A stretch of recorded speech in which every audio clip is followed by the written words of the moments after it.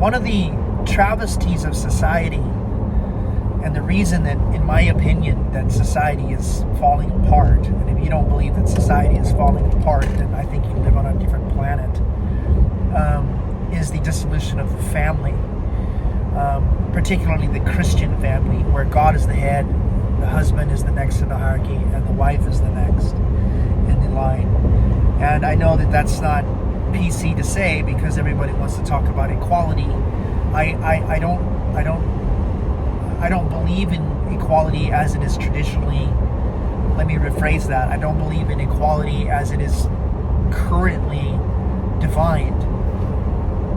I think that man and woman are not equal. I believe that man and women are complementary, completely different concept than being equal. Because if you start talking about equality, you have to say in what measure, in what domain, what do you mean by equality, etc.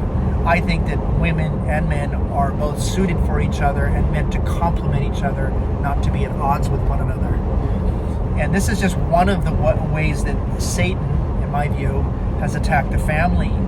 I think there's a concerted effort more than ever before to destroy the family, and I think a lot of it comes from the Marxist left. Karl Marx was not a friend of the traditional family. He knew and believed that it should be abolished for there to be true equity in society. Again, I believe that Marxism is satanic as well, and if you read the Communist Manifesto, it talks about the specter of communism, and I think the specter of communism is really an allusion to a spirit, and I do think that there is a spirit attached to leftism. But let me digress to the family. You know, I'm a public school teacher, and I've said that on many of these recordings. And I can tell within 15-20 minutes when a child comes into my classroom, based upon their behavior, whether or not there's a father in the home. He's either emotionally absent or physically absent.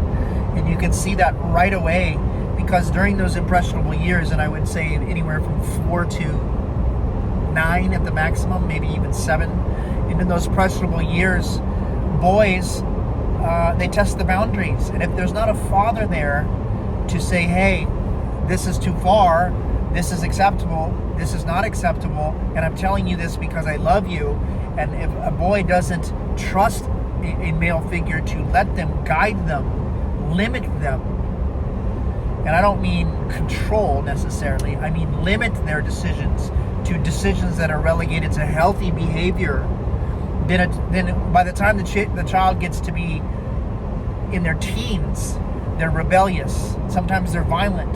Sometimes they're assaultive. Sometimes they're verbally assaultive. Sometimes they're murderous. Okay? This all stems from a destruction of the family.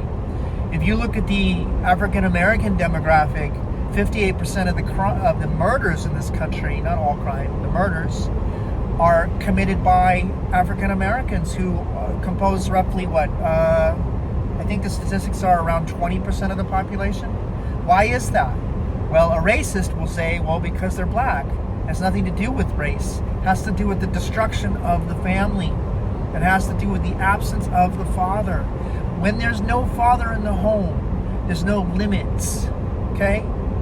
And now you see gay relationships where you have two moms, and they say, well, why can't we raise a child? Well, you can raise a child, but if it's a boy, he's going to be unruly.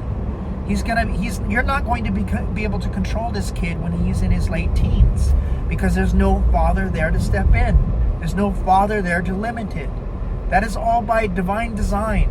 God created the family to be Jesus, the husband, and the wife. Okay, a triangle of support where God is the head. The father submits to God, and the woman follows. And I know that's not PC to say anymore, because women's liberation and all the rest of it, and feminism and all of the rest of it. But we're not equal. Man and woman are not equal. We are complementary. There's a huge distinction there. And if we're truly going to help society come back to health, then we need to go back to God and go back to the traditional model of the family.